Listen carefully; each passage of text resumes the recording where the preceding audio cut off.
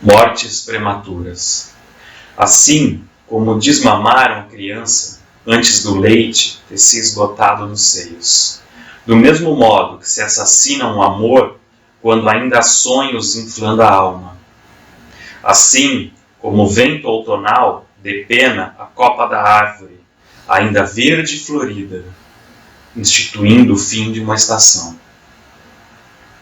E como crescem dois seios redondos no meio das brincadeiras de criança, da mesma forma que se apagam as velas dos 90 anos antes de ter terminado o sentimento de aventura. E cortam o pescoço do frango, de coração novo, mas de corpo grande, entumecido de hormônios. Do mesmo modo que os olhos se abrem no momento exato do gozo. E um tiro certeiro atinge o peito do pássaro em pleno voo. Foi assim que parei de escrever. Não me importo com as mortes, desde que não sejam prematuras.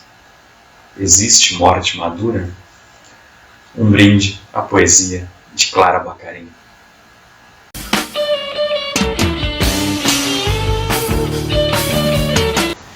Bem-vindos à sala de leitura. Tenho o prazer e a honra de ter aqui ao meu lado Clara Baccarin. Um brinde à sua poesia. Nossa, um brinde. Você vai publicar vai ser agora, né? Dia 26 de junho mesmo, segunda-feira, daqui a poucos dias. Uhum. E é um livro é uma coletânea de crônicas, né? Chama Vibração e Descompasso. Só que é um livro de prosa, que é bastante poético, inclusive, mas eu escrevo para alguns sites, né?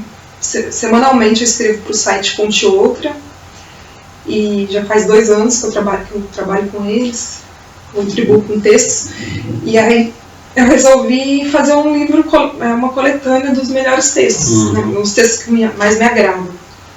E aí surgiu esse livro, Vibração e Descompasso. Que vai sair pela Laranja. Pela Laranja Original, que é a editora que eu trabalho e tal. E daí a gente fez um projeto gráfico super bonito, da Tabata Gerbasi. Então é um livro super feminino também, tem bem a minha expressão mesmo. Quem conhece o meu trabalho vai ver lá também. E parece um pouco minhas poesias, porque minha prosa é poética, né? E minha poesia é prosaica. Então, tem um pouco isso. E como é que é esse lance de trabalhar numa editora? Você falou, né, que há pouco tempo você não tinha experiência editorial nenhuma, e aí ao mesmo tempo agora você está do outro lado também. Como é que é? Como é que... Foi muito interessante, está sendo muito interessante, estou aprendendo bastante, inclusive para ver esse outro lado, né? Porque eu tinha só a visão de escritora, eu publiquei esse primeiro livro, aí eu tive algumas questões que eu fiquei meio, será que foi legal? Tanto que eu quis publicar meu livro de poemas por conta, assim, né, de forma independente. E aí, depois eu comecei a trabalhar para uma editora, e eu comecei a entender também o lado da editora, né? É complicado trabalhar no mercado literário no Brasil, né? É bem complicado mesmo. Eu acho que o pessoal aí que a gente vê, né, o Eduardo Lacerda, o El mesmo, muita gente, nossos amigos aí que estão encarando essa, né, de enfrentar uma editora e publicar literatura no Brasil, são heróis mesmo, assim, sabe? Porque não tem tanto público e é um ato de revolucionário mesmo, né? Trabalhar. Não tem tanto público e ao mesmo tempo, né, a Laranja Original, a Benfazeja, a Patuá tem uma preocupação estética, né, assim, muito grande, né? São livros bonitos, né? Então são objetos artísticos mesmo, né? Não são não é aquela produção em massa. Então eu acho que todos nós temos essa paixão, né? Somos escritores também. Eu gosto de arte em geral, né? Então eu gosto de pegar um livro. Como leitora também, eu gosto de pegar um livro que é bonito, que é legal de manusear. E aí, como diz o Caetano, tem um amor tátil, né? O livro tem um amor tátil. Muito! E o amor olfativo, eu digo. E é físico, né? Uma coisa... E é muito louco, porque sabe que eu tenho um Kindle, né? Aquele negocinho lá que você... eletrônico, que você baixa os livros. Mas eu li um livro no Kindle, porque pra mim tem uma coisa tão emotiva de pegar o papel. Eu sei que é totalmente antiecológico. Hoje em dia a gente falando aí, né, vamos cuidar do meio ambiente, mas não sei, é outra experiência. O livro pra mim é sagrado, assim. É outra experiência, você virar página, é outra... Parece que é mais humano, parece que é mais orgânico, né? Não sei. Mas em tudo, né, assim, a gente vê, né, com a música também, né, que deixou de... O CD já não faz mais parte, né? E eu sou da época do disco, então você comprava o disco e era um ritual. Você colocava o disco e aí você pegava as letras. Né? Perdeu o ritual. Isso com filme também, né? Os filmes hoje vão e vêm. Mas eu acho isso tão triste, sabia? Eu acho isso muito triste do que está acontecendo no mundo, assim, de perder os rituais mesmo, sabe? Eu acho que a gente tá tudo passando muito pela superfície, sabe? Tipo, eu quero a comida que tem sabor, mas não tem conteúdo. A pessoa que tem sabor, mas não tem conteúdo. Sabe? Vai tudo... Sabe? Não fica nada no corpo. Não fica nada na gente, pra gente pensar, pra gente sentir. E isso vai para as relações humanas, vai para a arte, vai para tudo, né? Eu acho muito triste, assim. E a gente passa a ser consumidor, né? Assim, no consumidor no sentido mais baixo que a palavra tem mesmo, assim, que é só consumo, né?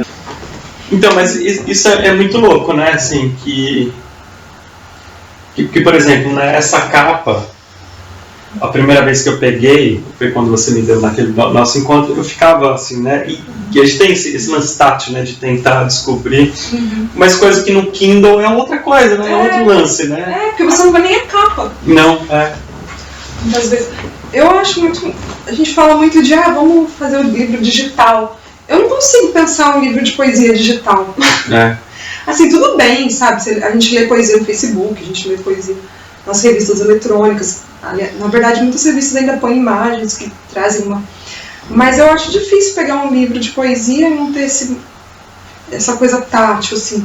Não sei se é uma coisa minha, mas eu sinto essa necessidade, assim. Eu também. Eu gosto de ter um livro, assim. Eu tenho uma biblioteca digital muito grande, mas eu não consigo ler nada, assim. E às vezes eu vejo, né, alguém posta, assim, a biografia do fulano está disponível, eu vou lá abaixo, mas eu não leio nada no computador, às vezes muito pouca coisa. Eu leio alguns artigos, mas eu também tenho livros em PDF. Então fica guardado lá naquela pasta forever, né? E é engraçado, será que isso vem das gerações não tão recentes? A gente precisar do... Né, que a gente não é digital, a gente como é que se diz? Analógico. Eu acho que a gente era analógico, da época de relógio de pulso. Eu acho que e é isso que me preocupa, assim, quando eu vejo essa molecada. A gente tava até conversando com a Aline esses dias, assim, né?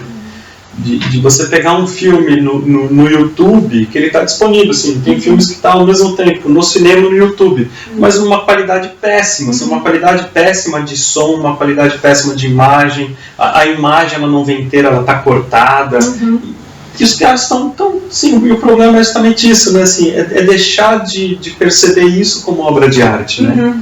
E aí você passa a consumir. Assistiu aquele filme? Assisti, tá beleza. Tipo, próximo, né? Tica assim. Isso mesmo, né? Tipo, passou, próximo.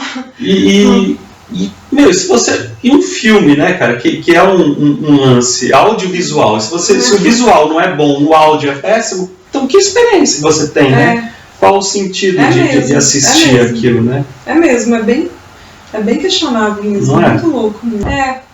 Mas eu acho que parece que hoje em dia a gente fica nessa demanda de nossa, tem um monte de marquinha vermelhinha lá nas minhas redes sociais. São coisas que eu não vi. Então, assim, parece que dá uma sensação de missão cumprida quando você abriu tudo, né? Eu acho que os adolescentes talvez tenham essa sensação inconsciente, assim, tipo, cumpri tudo. Ouvi a música, meu colega lá não tá na frente, não tá na minha frente, assim, sei lá.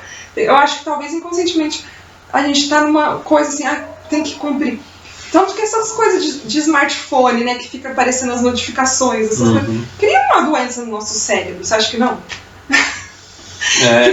Cria uma coisa muito louca. Eu acho que a gente vive um mundo de doenças, assim, essa coisa do digital causa algumas doenças, a gente às vezes se torna mais o avatar do que a gente mesma, né?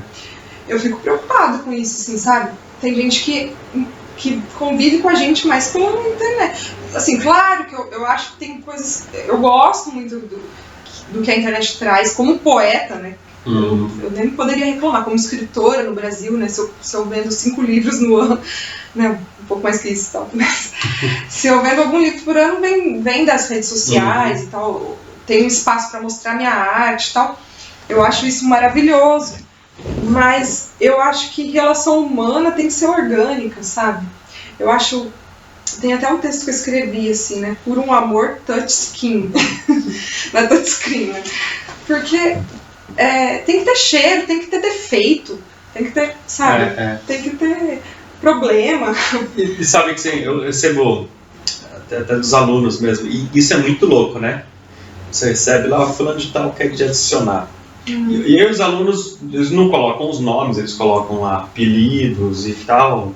E uma foto que eu olho, mas quem que é? Aí eu tenho que entrar lá no perfil do fulano, ou ver uma foto, aí falar, porque aquela foto de perfil às vezes não é a pessoa, né? Porque tem agora, até pelo celular você consegue fazer, né? Colocar um filtro. Tirar a cor, remover espinha e tal, que aí vira outra pessoa, né? Eu não conheço, cara, eu tenho que entrar e falar, puta, é um aluno que eu conheço e vejo todos os dias ali na minha frente, mas aquela foto de perfil que seria... Sim, e eu acho muito louco das pessoas estarem preferindo interagir e se relacionar pelo online, né? Tipo assim, vamos ali, a gente se encontra, né, pessoalmente, mas a relação toda, a discussão da relação, vamos fazer tudo por WhatsApp, porque não dá tempo. Eu acho isso muito louco, porque o olho no olho diz muito, entendeu? Tipo, às vezes você cria um conflito ali numa conversa, você senta com a pessoa 5 segundos, é a outra sensação, sabe? É a outra sensação. Mas será que é por causa disso mesmo? Será que a gente também não está tendo como você bem falou, humanos superficiais? E quando você tem um contato pessoal, olho no olho, você deixa a superficialidade de lado. E para quem é superficial, você não vai encontrar nada. Então é muito mais fácil você estar protegido ali. Sim, né? É uma proteção, né? É uma proteção. Você pode criar um personagem para você ali, né? Que você manipula um pouco. Ou muito. Ou muito, E como é que é aquele seu poema? O do Pinto lá, né? Eles falam assim, o poema do Pinto. O poema do Pinto. Que na verdade o título é muito melhor, né? É o Decepado. Olha, é um poema engraçado. Eu postei esse poema faz um tempo, e aí eu escrevi e postei. E beleza, aí eu esqueci desse poema. Aí depois de um tempo o Rubem Jardim postou, né? Porque ele tem ele posta as poesias das mulheres, né? E eu encontrei com ele no lançamento do livro das Germanas Aletim. E ele falou, me manda uns poemas seus. Aí tá. Daí ele postou esse poema. Ele postou os outros poemas também, meus, né? Que eu tinha mandado. Mas nenhum repercutiu como esse.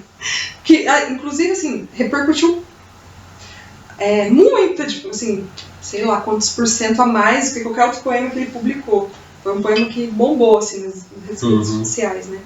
E é um poema que chama Decepado. Mas é um poema que tem uma linguagem super simples, que fala sobre uma mulher que recebeu uma foto de um pinto duro, numa mensagem. Tem tudo a ver com isso que a gente estava falando, né? Tem tudo a ver. E aí a mulher... E é um poema pelo olhar da mulher, né? Porque, assim, esse poema me surgiu... Teve uma época que eu trabalhei numa empresa, eu tinha uma amiga minha que trabalhava comigo, que a gente dava muita risada, e ela estava se comunicando com um cara que ela tinha conhecido nesse site, acho que no Tinder, não sei. E a gente dava muita risada, 2 mulheres olhando aquilo, porque o que os caras enviavam. E aí eu lembro que a gente deu muita risada, assim, de um cara que começava só a mandar foto do pinto duro e tal. Isso acontece com todo mundo. Eu acho que eu converso com as mulheres, assim, acontece com todo mundo. Você nem conhece a pessoa, você conheceu pelas redes sociais ou por algum outro canal aí. E aí você vai interagir por uma mensagem e a pessoa te manda uma foto íntima, sem ter tido um diálogo nem nada. E, na verdade, o poema não é um moralismo, assim, nesse sentido. O poema é assim, eu como mulher recebi uma foto lá de um pinto duro e pensei, o que eu faço com isso? Porque, sinceramente, o que me transmitiu aquela foto? Então, que o título eu achei genial, porque é isso mesmo, né? Mostra o tal do genital decepado, é isso mesmo, né? Uhum. Aquilo lá só não tem sentido, né? Se ele não tiver acoplado a um homem, né? E às vezes essa coisa pra mim foi muito louca da pessoa achar que isso é um marketing ou sim, sabe? Já é ridículo querer fazer auto-marketing, sei lá.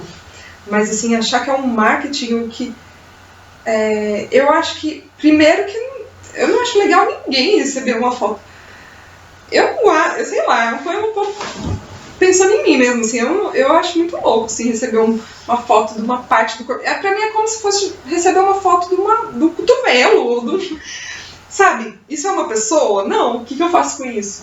Isso não excita, sabe? Isso não é uma pessoa, não, é um fragmento de corpo. Mas tem a ver, né, com o que eu estava falando, a superficialidade, com a pressa, né, e o consumo, né? Então, e uma teoria que eu tenho, que eu acho que o que a gente faz muito hoje, assim, em todos os setores, é trocar o objetivo pelo objeto, né? E tem tudo a ver, né? Então você manda o órgão sexual e pronto, ali já tá resolvido, né? A relação já está estabelecida. E você queima todas as etapas, né? Então, e queima todas as etapas que são boas. E eu fico pensando, o que isso significa? Significa assim, o cara já tá me mostrando como é aquilo, pra eu ver se eu vou querer o produto e ali passar uma noite com ele. E aí eu fico pensando, nossa, será que eu sou tão romântica? Né? Porque eu acho o legal justamente a etapa, né? E também ainda tem esse lance, né, da superficialidade mesmo, né? Assim, a ideia do cidadão é achar que o sexo é só isso, né? Não tem a relação humana, né? O sexo não é a relação humana entre dois humanos. Sim. Né? São dois órgãos apenas, né? E você acha que hoje em dia tá mais assim, o sexo tá mais banalizado? Tá. Eu acho que as redes sociais contribuem com isso, né? Tá muito banalizado, porque assim, eu acho que quando se fala em sexo livre, amor livre, eu acho que o conceito é super bonito, né? O nome é bonito, eu adoro amor e liberdade, né? São duas palavras que eu gosto muito. Mas eu acho que às vezes acaba sendo uma prisão e às vezes acaba sendo nem é uma desconstrução, eu acho que perde o grau de transcendência que que o encontro de dois seres humanos pode trazer, sabe? Ou a beleza disso, não é nem transcendência, a beleza mesmo, sabe? De o que é um encontro, o que é trocar, né? Em todos os níveis, não só no sexual, mas nos níveis de experiência de vida, de conversa, de sexo também, que é o que nos enriquece como seres humanos, né? Então, o que a gente está virando? Estamos virando robôs, estamos tratando o nosso companheiro como bonecos infláveis, né? Ou como vibradores, né? Eu acho que esse é o... Eu não sei, ao mesmo tempo que traz assim, esse lance das mídias sociais, um outro tipo de relação que acho até menos hipócrita, menos moralista, mas ao mesmo tempo também tem isso, né? Você incorre em termos relações superficiais. Eu acho que tudo que passa sem análise, sabe?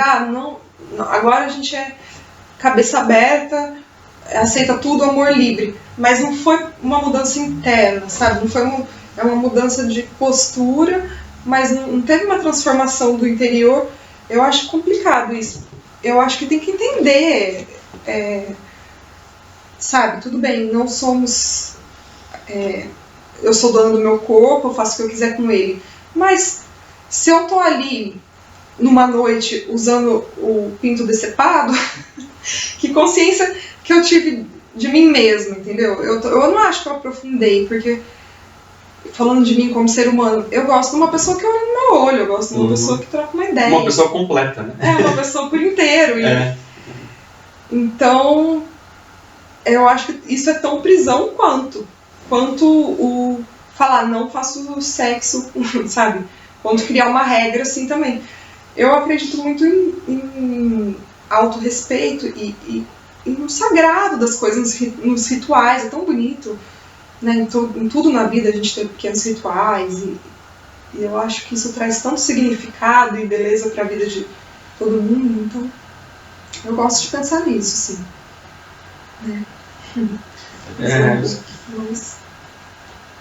Isso que a gente está vivendo um tempo muito louco, né? Assim, Mas eu vejo com bons olhos, assim. Eu sou professor, eu tenho que ser otimista, né? E se eu for realista, eu tô perdido. Né? Não, na verdade eu também vejo com bons olhos, porque eu acho que, como eu disse, na verdade o que eu acho é que a gente está num tempo assim de mudanças, né? Então não tem assim, a gente não está sabendo. Mas eu vejo com bons olhos, porque a gente não está simplesmente reproduzindo, tá? Tá tendo eu acho que a gente tem um tempo de adaptação, até esse lance mesmo de consumo de filme, de livro, de música. Eu acho que vai ter um tempo que a gente vai, entendeu? A gente vai conseguir conciliar essa democratização tecnológica, essa facilidade tecnológica mas eu acho que ainda a gente não está, né? Eu vejo, assim, como professor, eu comecei a lecionar naquela época que o pessoal falava do internetês, as pessoas não sabiam mais escrever, e foi um processo, e hoje em dia isso não se comenta mais, né? Assim, as pessoas conseguiram diferenciar, né, uma linguagem do WhatsApp, do Facebook, e uma linguagem, né, as coisas se estabilizaram, assim, Eu acho que a gente tem todo esse processo de adaptação, mas enquanto ele não vem, é meio desesperador, né? Sabe o que eu fico pensando às vezes? Que talvez no futuro próximo a gente vai viver, as tribos vão ser a tribo analógica, a tribo digital, a tribo orgânica, a tribo... Porque já existe um pouco assim, muita gente está sacando assim, nossa, porque já passou daquele grau assim, não sou feliz aqui, não sou feliz nessa sociedade, vamos resgatar algumas tradições. Tem um grupo de pessoas fazendo isso, né? De tipo, vamos morar, vamos comer comida orgânica, vamos morar em certo modo, até eu também, sabe? Porque eu moro no interior, fui morar lá no meio do mato. Eu gosto muito disso. Então eu acho que também tem muita gente querendo resgatar, assim, sabe? Tipo, e aí virar um negócio meio A Vila. Você assistiu aquele filme? Já! A Vila, que é muito louco, né, cara? Muito louco esse filme. Eu sempre penso nesse filme também, né? Também foi um dos meus filmes preferidos, assim. É um filme muito importante. Você viveria lá século XIV em pleno século XXI, né? E o filme todo é bom pela estrutura toda, né? Porque você pensa que está assistindo uma coisa e de repente você está assistindo outra. Enfim, quem não assistiu, não vou dar mais spoiler. Mas vale a pena, vale a dica, que é ótimo ter um Então eu penso nisso, que vai surgir, que tá rolando isso, assim, vai rolar mais. As tribos, assim. Você já viu que, por exemplo, outro dia eu estava vendo uma reportagem no Japão que tem um grupo de pessoas que só estão usando, abdicaram do smartphone, estão indo pro Nokia antigo, assim. Aquele azulzinho, né? Então, às vezes eu penso, assim, eu já vi alguns amigos fazendo isso também, tipo, voltar um pouco. A gente tem uma amiga que não tem celular, que se recusa a ter. Que legal. Ou assim, vamos também, o vinil também é muito... O vinil também que tá voltando, né? Tem inclusive vários artistas aí. Mas é muito louco, eu tava conversando com a minha filha é vegetariana. E aí ela tava falando que agora ela tá fazendo uma dieta que é o tal como é que chama? Intermitente. Jejum intermitente. Então você fica... eu ouvi falar nisso, nossa. Mas ela falou a história. Que ela falou, e é muito louco, né? Que é justamente isso, assim. Que antigamente os homens das cavernas, eles não comiam a cada 2 horas, né? Então eles ficavam longos períodos sem consumir. Então é muito louco, que é bem isso, né, cara? Que em pleno século XXI você está vivendo uma dieta, né? Sim, baseada nos caras ao mesmo tempo, super capitalismo ali, que você vai e pega o que você quer, mas também tem isso. Tem as pessoas... Eu já ouvi falar, nossa, que louco isso, porque um amigo meu falou, nossa... Descobri uma dieta que é isso, porque quando a gente era caçadores e coletores, a gente não tinha, e era diferente o tipo de coisa que a gente encontrava. Claro que sim. Então tá muito maluco, né? Não é? A gente tá muito numa Matrix, muito louca. Tem vários jogos de videogame aí.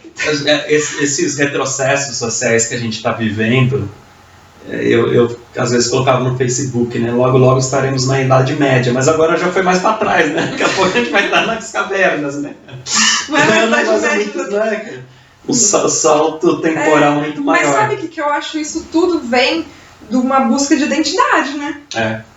Eu acho, como você disse antes, que a gente está com a identidade muito fragmentada. A gente não sabe qual é a nossa identidade. Então eu acho que às vezes a gente está assim, antes a gente recorria aos nossos familiares mais próximos, né? Qual é a minha identidade? Uhum. E nesse momento a gente está desconstruindo tanta coisa que a gente está indo pro homem da caverna para tentar descobrir o que a gente é, né? Ou pro biológico, o que é meu biológico, o que é... Né? Só que a gente não é só biológico, a gente é um resultado do século XX, que foi muito maluco, sabe? De outros séculos aí, então é complexo, mas enfim. É muito louco mesmo. Lê mais um poema pra gente? Quer que eu leia esse do Decepado? Posso pegar no meu celular. Você tem ele aí? Vamos ler. Estou procurando aqui. Então vou ler um poema polêmico. Decepado. Ele me mandou uma foto do pinto, um close do pinto, um pinto ereto na minha tela, sem pernas, sem corpo, sem mãos, sem homem. Um pinto sem história, decepado e duro, um falo que não fala, e mesmo que falasse não me diria nada. Um pinto solto que eu não conhecia, nem tinha imaginado um dia, as formas, a potência, a essência, a geometria. Um pinto que não me excita, antes me desanima, pela falta de empatia com o universo feminino. Ele me mandou a foto do pinto, e eu que pensava no sorriso, eu que pensava nas ruas que a gente andaria, eu que sentia as conversas e os vinhos, eu que via a companhia, o abrigo, o carinho. Vi o pinto, um pinto imponente, dominador, furador de sonhos, protagonizando a nossa história interrompida. Isso. E esse poema desmente um pouco o que você disse. Porque ele não tem nada de simples, né, na linguagem aí, né? Você acha? Eu acho. Eu acho que as palavras são muito bem colocadas, com seus duplos sentidos. E ele tem até uma sonoridade. E até um pouco diferente, né, dos poemas, né? É muito mais enxuto, né? Uma linguagem muito mais... Eu acho que talvez isso venha da maturidade também, né? Eu acho que poesia também é músculo, né? Eu tô em contato com a poesia sempre, e é como ir pra academia, assim, um pouco. Né? Por mais que já não dói meu músculo trabalhar ele, mas eu continuo trabalhando, então eu acho que ser poeta, ser escritor é um constante aprendizado, uma constante renovação. Você sente vontade de escrever quando você lê? Um bom poema te dá vontade de escrever? Dá, sim, me desperta. Às vezes me surgem inspirações de um poema bom, de uma música boa, de um filme bom. Às vezes eu estou assistindo um filme e paro para escrever um poema. De tudo, até às vezes escutando rádio, assim, uma conversa. Então, de conversas como a nossa, talvez se não fosse uma gravação me sugeriria alguns poemas. Mas sim, eu gosto muito, assim, eu leio de tudo. Na verdade, se você fosse ver minha mesinha de cabeceira, tem assim, tô lendo Osho, Castanheda, Wisława Szymborska, que é uma poeta polonesa muito louca, que eu tô viciada, assim. Ela já tem um fã-clube bem grande aqui no Brasil, né? Muita gente fala dela. Então, não sei o que ela ganhou um Nobel, né? Na verdade, eu falei o nome dela, não sei se eu falei certo, mas que eu descobri não faz muito tempo também, não. Essa poeta, mas eu me apaixonei, porque ela também fala simples, mas ela tem uma visão do século XX, assim, né? Os poemas dela foram escritos no século passado, a maioria, assim. E ela ganhou um Nobel e tal, mas eu não sei porque aqui no Brasil agora é tão forte, assim. Mas é muito legal, é muito legal. Eu gosto muito, ela tem uma força, assim. E o seu tempo na Hungria? Você falou húngaro? Como é que muito foi? Muito pouco. Eu falava inglês, né? Inglês e português. E comecei a aprender um pouco húngaro, mas acabava não usando, assim, porque... Porque húngaro é base alemã, né? Da língua. Então, não. Não? Não. Húngaro é muito engraçado, porque os países ali do leste europeu, são vários países pequenininhos, vários estados do Brasil, né? Vários países, e a maioria dos países ali tem uma língua eslava, né? E línguas primas, né? Que são... Peraí que a Aline está destruindo as coisas ali. Não, você tem o celular. Mas a Hungria parece uma ilha linguística, assim, porque a língua lá, todos os países que fazem divisa, as línguas não tem nada a ver com o húngaro. Porque o húngaro é uma língua de uma tribo, né? Porque a Hungria era Império Romano, né? Também. E aí, mas aí depois vem uma história, eu não sei muito bem a história, mas eu lembro disso, que essa tribo que trouxe a língua húngara, que dominou o território, comandou e aí instalou a língua húngara, que é uma língua que só existe lá, é o único país que fala essa língua, e dizem que a língua mais próxima assim, é o finlandês. Finlandês? Mas mesmo assim, não dá para comparar, por exemplo, português e espanhol, com finlandês e húngaro. Tem alguma coisa tribal parecida. Mas é uma língua muito difícil. Dizem que é uma das línguas mais difíceis do mundo, né? O Chico Buarque, no livro dele, ele fala que nem o diabo entende. E é mesmo assim, porque eu que sou das letras, né? Eu estudei alemão, eu estudei inglês. Eu senti muita dificuldade, porque além da pronúncia ser muito difícil, a gramática, né? Muito difícil. É uma língua de casos também, né? Que tipo... sufixos mandam ali na sintaxe, mas é muito difícil você conseguir aprender húngaro, assim. Eu tava, porque não tinha com o que comparar, não tinha assim, vou tentar aprender o nome da cor amarela pra... Então era um aprendizado assim, parecia um bebezinho tentando aprender uma língua de outro animal, assim, é muito louco aprender húngaro, né? Mas, enfim, os húngaros, eu até acho, né, a gente estuda isso em linguística, a gente fez letras aqui, é o pensamento que molda, como é que falava? Peraí, deixa eu lembrar. A linguagem que molda o pensamento. A linguagem que molda o pensamento ou o pensamento. E depois de ficar em contato com os húngaros, eu senti muito que... Eu acho que a nossa linguagem molda muito o pensamento, né? E eles... O pensamento e o ser, né? A gente o que é porque a gente usa determinada linguagem. Por causa que a gente usa determinada linguagem. E aí, assim, eu vejo que a visão de mundo deles tem coisas muito diferentes, como qualquer outra língua que você aprende. Se você aprende uma outra língua, vive um pouquinho mais em outro país, você já percebe, eles têm uma definição... Eles têm uma palavra para dizer aquele sentimento que a gente não tem, a gente também tem uma palavra, enfim. E aí isso faz você pensar no sentimento de mundo mesmo, né? E eu sinto que o húngaro, eles são muito inteligentes, assim, sabe? Tanto que muitas invenções do mundo moderno foram feitas por húngaro, que é um país desse tamanhozinho. Porque eu acho que quem aprende húngaro aprende física quântica. Aprende qualquer coisa. Assim. E é uma língua muito racional também. Não tem muitas exceções, assim, se aprendeu a regra, se a pronúncia é assim aqui, naquele lugar também é. Isso é bom, mas não quer dizer que seja fácil, é bem difícil. E como é que foi o contato? Porque, para mim, o leste europeu é muito impactante pela arquitetura, que justamente isso é muito diferente da nossa arquitetura aqui, né, no mundo ocidental e tal. Para você, como é que foi conviver? Você tinha pensado nisso? Como é que foi? Sim, muito. Viver em Budapeste foi por esse lado, por vários lados, assim, né, da arte, da arquitetura. Foi um aprendizado muito grande e foi uma experiência muito interessante, né. Eles têm todo eu vivi muito na parte mais histórica assim, da cidade, né? Porque a cidade também, na verdade, é um país pobre, né? Tem muita coisa debaixo do tapete ali que você não percebe no centro histórico ali. Mas é magnífico assim, a preservação. Parece que você faz uma viagem no tempo, assim, em Budapeste, em vários quarteirões que você anda ali. É muito bonito, são aqueles...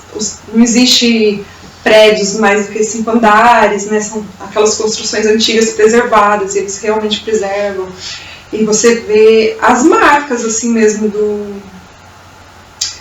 de tanto que a cidade já passou, né? Porque é uma cidade que tem uma história sangrenta, né?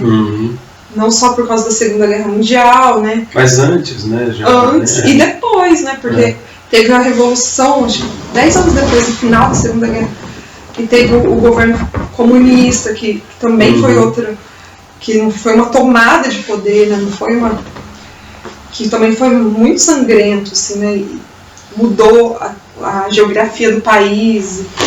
Então tem uma história muito marcada, assim, e você vê isso nas pessoas e também na arquitetura. Você vê tiros, assim, nas paredes, e tem a memória é muito presente. Só isso já é um grande impacto cultural, né? Principalmente para a gente que vive em São Paulo, que não tem memória nenhuma, né? Sim. Assim, os edifícios são modificados, a gente não tem uma preocupação histórica com nada, né? Sim. E aí com os avanços da especulação imobiliária fica pior ainda, né? Assim, muito. E sabe que eu acho que eu fico, depois, não só de morar em Budapeste, mas essa questão da memória é uma coisa que eu penso muito, assim, que é tão importante, né, a gente ter a memória. A gente, por exemplo, a gente da literatura, né, eu sinto muita falta, assim. Outro dia eu fui na Casa Mário de Andrade e fiquei pensando, nossa, faz pouco tempo, né? Outro dia foi o movimento modernista, Mário de Andrade. E os adolescentes já nem sabem quem são. E a gente não tem isso, né, meu? E na Europa eu percebo, assim, que isso é muito mais evidente, assim, né? Muito mais simples. E aqui em São Paulo não, acho que a gente tem uma dinâmica de apagar a nossa história, né? Sim. E é muito louco isso, é verdade. A gente tem mesmo, aqui em São Paulo, muito, assim, né? Parece que... A especulação imobiliária tá aí pra isso, né?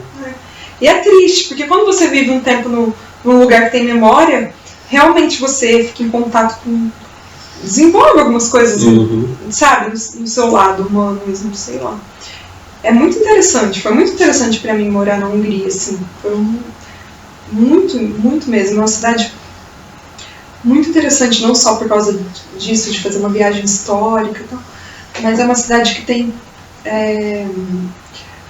uma coisa artística muito interessante. Eles são muito detalhistas, assim, sabe? Então, você entra num café e aí tem assim, eu lembro de um café que eu ia, que eu gostava muito, que parecia que você entrava em outro século também, que eram os móveis, e aí eles trazem um café para você numa xicrinha de porcelana, e eles são muito ligados a detalhes, assim, sabe?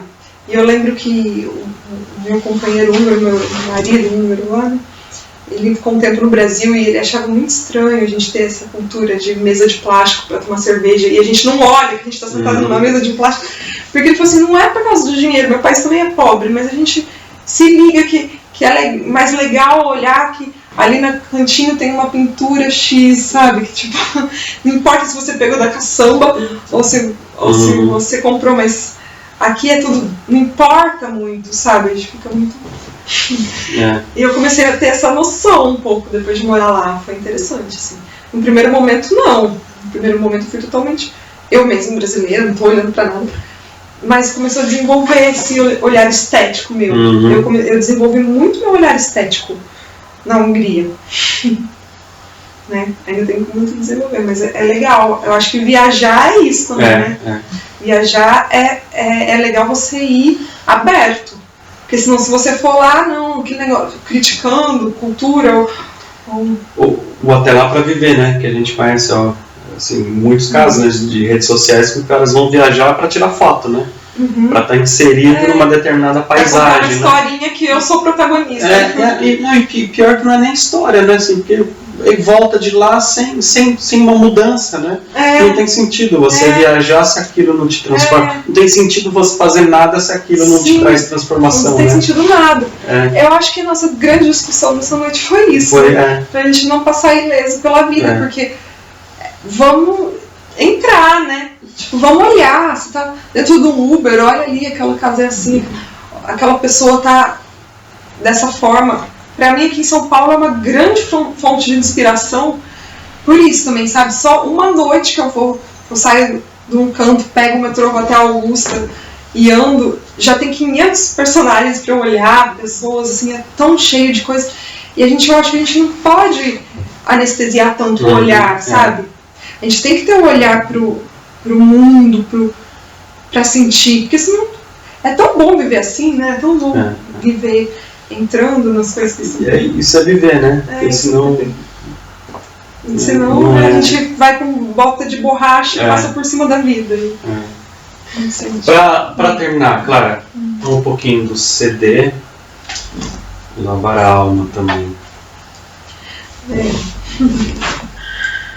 Então, esse CD é um trabalho que não, na verdade, não é um trabalho meu, né? Eu não sou música, eu não toco nada. É do Felipe, né? É do Felipe. E aí foi o Felipe que trabalha comigo, que é editor lá na Laranja também. E ele é músico, ele já tem outros CDs, tem muitos trabalhos.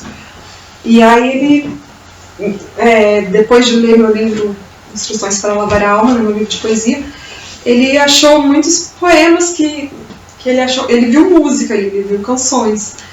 E aí ele, de brincadeira assim, no começo ele começou a fazer um ou outro e tal. E aí esse projeto foi crescendo, assim, né? Junto com um parceiro, com o Cauã, Doc, né? Que trabalha com ele.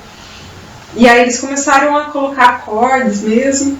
E aí veio a voz da Luciana Barros, que é uma cantora muito legal, assim. Tem uma voz linda, super doce. E aí surgiu o CD, a gente fez assim, meio orgânico também, né? E as músicas são todas online, né? A gente tá nessa época que não é CD, mas a gente também quis ter o CD mesmo, né? Então a gente tem alguns lá. E ficou um trabalho legal, pra mim foi uma surpresa, porque... E é da Laranja também? Então, na verdade não, ele é meio do Felipe, assim, é uma produção independente. Independente. Ele tem o logo da Laranja, né? Ele é vendido no site da Laranja, mas acabou, não foi um projeto da Laranja, assim. Foi um projeto bem independente. E a gente ficou um ano, assim, fazendo. Eu não, né? Na verdade, eu não participei muito do projeto, só escutava. Você participou com os poemas. Eu não acho que é um projeto meu, eu até trouxe, mas assim, eu não acho, eles falaram assim, a gente pode usar esses poemas musicais? Eu falei, claro, né? Eu acho muito legal isso, a arte transladando ali onde for. E aí eu achei legal eles terem feito isso, assim, tem umas músicas que eu gosto muito e até me surpreendem, né? Porque muda o olhar pra poesia mesmo, sabe?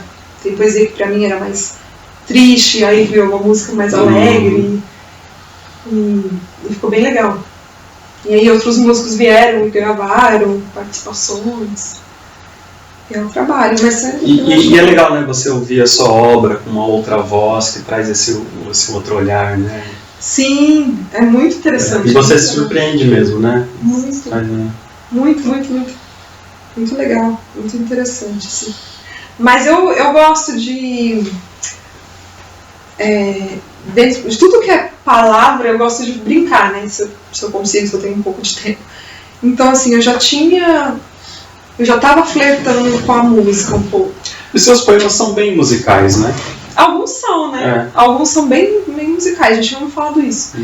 E aí eu já tinha feito umas parcerias, né? Tinha uma vez um músico lá de Florianópolis, um músico super legal, o Eduardo Stomoskov, eu não sei falar muito bem sobre o nome dele. Depois eu passo pra você. Mas uma vez a gente também fez uma parceria que eu mandei uma letra, porque teve algumas vezes que eu tentei escrever letra de música, é um processo diferente do meu escrever poesia, porque o meu escrever poesia é mais livre. Letra de música eu já pensei mais na métrica, não é nem no ritmo, na métrica um pouco e tal. Mas aí você tinha música ou não? Então, aí não tinha melodia, eu tinha a letra, com refrão e tudo. E aí a primeira vez que eu fiz foi com esse cara. E eu mandei ele depois um tipo samba bossa, assim, nessa letra, e ficou super redondinho, porque era uma poesia bem redondinha, metricamente falando. E mas depois, processo inverso você já fez também? Já fiz também. Pegar música? Já. Teve uma parceria bem legal com o Beto Aguiar, um amigo meu também, que ele me mandou uma melodia, sem música nenhuma, e aí eu fiz o processo de colocar a melodia. E aí foi bem diferente. Foi bem diferente, assim, também. Foi mais engessado pra mim, porque já tinha melodia, tinha que encaixar ali. Mas também ficou um resultado super legal, assim. E agora, esse CD é um outro processo, porque eu não encaixei nada em nada, né? Na verdade, foi as minhas poesias que eu nunca fiz pensando numa métrica. Tudo bem, tem o ritmo, né? Porque a poesia às vezes já nasce com um ritmo. Sim. E aí o Felipe conseguiu pôr acordes ali e ficou musical, assim, ficou sonoro, né? É bem legal. Então o CD tem um pouco de blues, tem um pouco de MPB, tem umas misturas aí. Eu quero ouvir depois. Então lê um poema pra gente finalizar. Tá. E aí eu já gostaria de antemão te agradecer pela visita e pelo bom papo e principalmente pelo seu trabalho. Mais uma vez, um brinde. Obrigada, um brinde. À sua poesia.